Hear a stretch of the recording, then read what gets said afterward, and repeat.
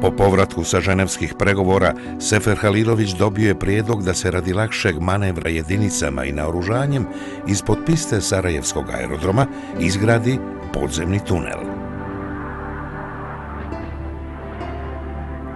Kreator prijedloga bio je Mirsad Čaušević, čiju ideju prvobitno odbio komandant Prvog korpusa armije Republike Bosne i Hercegovine Mustafa Hajrulahović.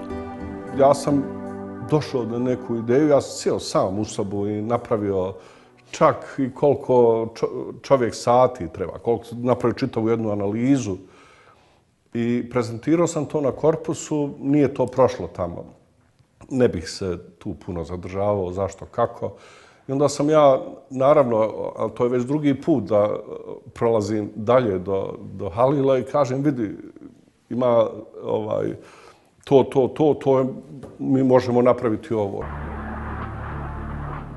Bio je jedan sastanak u kancelariji kod generala Halilovića, a ta kancelarija generala Halilovića je bila ovdje gdje je danas ulazilo se, gdje se danas ulazi tamo, onaj ulaz do Grunt.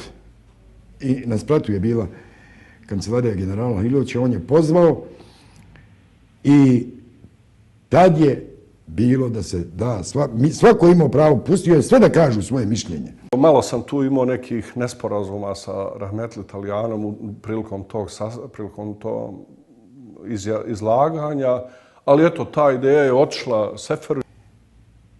I nakon toga je on presjekao, u biti je on donio odluku o pristupanju gradnji tunela ispod Sarajevske piste.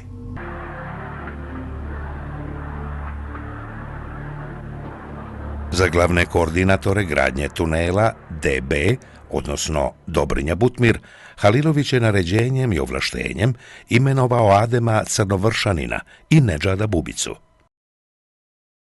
Naređenje je potpisao načelnik štaba vrhovne komande gospodin Sefer Halilović. A ovlaštenje također Sefer Halilović.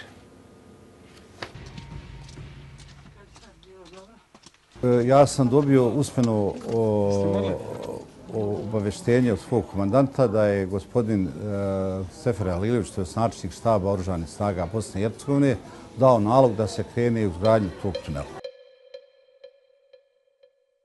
Svojim naređenjem Sefer Halilović je odredio 12. april 1993. godine kao dan početka prokopavanja strategijskog tunela Dobrinja Butmir.